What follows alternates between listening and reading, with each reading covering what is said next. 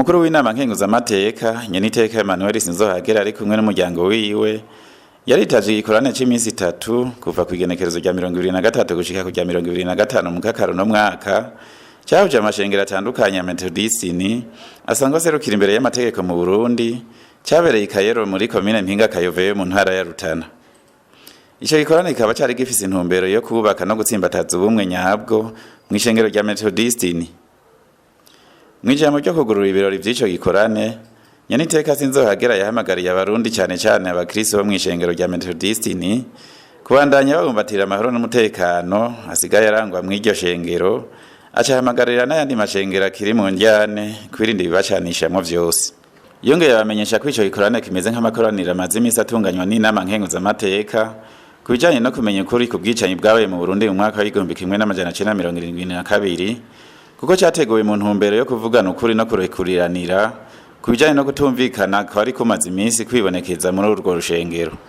Yaciye ashikiriza n'ibikorwa birangurwa n'ivyimirije kurangurwa n'iryo shengero asanzwe aserukira imbere y'amategeko. Mwijambo yashikirije ku munsi ugira gatatu wo gusozera igikorane cyariko kibera Kayero, umukuru w'inama nkenguzamateka asanzwe aserukira ishengero Methodistini imbere y'amategeko yamenyesheje ko yashimishijwe n'igikorwa cyakoretse cyo kwaturiranira no gusabana imbabazi, acahamagariye abakristo kuzigama amajambo y'Imana bashikirijwe muri ico gikorane, kuba mu bihe bishasha, kwirinda kwiyitirira abanaka canke umurwi kanaka, acaremeza ko impwemo yo kwicamwe imirwi bayiranduranye n'imizi, acasaba abanyeshengero gutsimbataza ubumwe hagati yabo n'ibindi. Sakaseshishwa rumuri muri kino gikorane twaragendewe n'Imana mushobora byose kuko yakoreye ibikomeye hagati muri twebwe, mbere ikaba yaradushoboje gushika ku kwaturanira hamwe no gusabana imbabazi ku byagiye biratugora mu ishengero ryacu. Turizera ko ata muntu ahava ataha uko yaje kuko yoba yarasamaye cyane.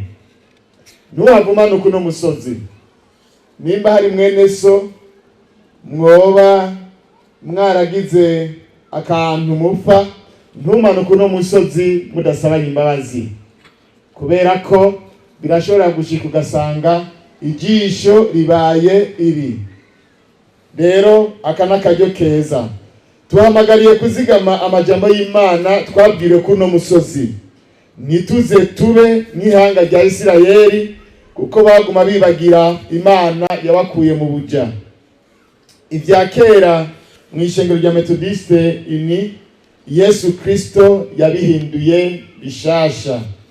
Tubasabye kuba muri ivyo bihe bishasha, abatahora bagenderanira mutangure kugenderanira, abatahora batumirana musubire mutumirane kuko Imana yaduhinduriye ibihe. Vyoba bibabaje cyane hamwe twosubira kumva umuntu yitirira banaka canke imigwi iyi canke iyindi. Uwo muntu twese tuze tubwire hasi rimwe, tumubwire ko amase ya kera atagihoma urutaro.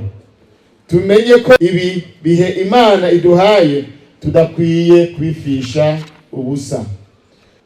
Turi hano mu nyonga z'Imana, turemeje icese ko impwemu yo kwica ibice tuyiranduranye n'imizi mw'izina nta bice bizosubira kugira ikibanza mu ishengero rya Methodiste Uni mu Burundi. Dusabye abanyeshengero mwese guteramira uku kunywana kugira Satani ntazasubire kuduca mu ryahumye.